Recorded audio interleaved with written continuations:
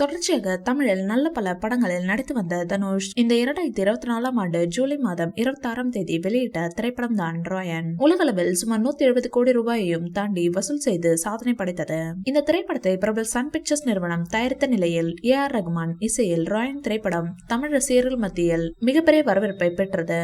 சில தினங்களுக்கு முன்பு நடிகர் தனுஷ் இயக்க உள்ள அவரது 4வது திரைப்படம் குறித்து அறிவிப்பு வெளியாகி அவரது ரசிகர்கள் மத்தியில் மிகப்பெரிய வரவேற்பை பெற்றது. இட்லி கடை என்று பெயரிடப்பட்ட அந்த புதிய திரைப்படத்தை டான் பிக்சர்ஸ் என்கிற தயாரிப்பு நிறுவனம் தயாரிக்க உள்ளது. இது அந்த நிறுவனம் தயாரிக்கும் முதல் திரைப்படம். இந்த சூழலில் ஏற்கனவே அவருடைய நடிப்பில் வெளியான ராயன் திரைப்படத்தின் தொடர்ச்சியாக தான் இந்த இட்லி கடை என்கிற திரைப்படம் இருக்கும் என்று சில தகவல்கள் பரவி வருகிறது.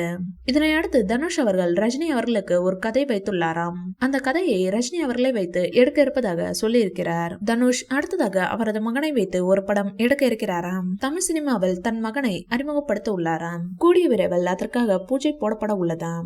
இந்த பூஜையில் குடும்பத்தில் அனைவரும் கலந்து கொள்ள உள்ளார்களாம். இதனை பற்றி பேச ரஜினியை நேரில் சந்திக்க வந்த தனுஷ் ரஜினி அவர்கள் எல்லாத்தையும் மறந்துட்டு பேசியுள்ளாராம். இந்த விஷயத்தை கேட்கும் போது ரஜினி மற்றும் தனுஷ் ரசிகர்களுக்கு கொண்டாட்டமாக உள்ளது. இந்த வீடியோ பிடிச்சிருந்தா லைக் பண்ணுங்க, ஷேர் பண்ணுங்க, எங்க சேனலை சப்ஸ்கிரைப் பண்ணுங்க.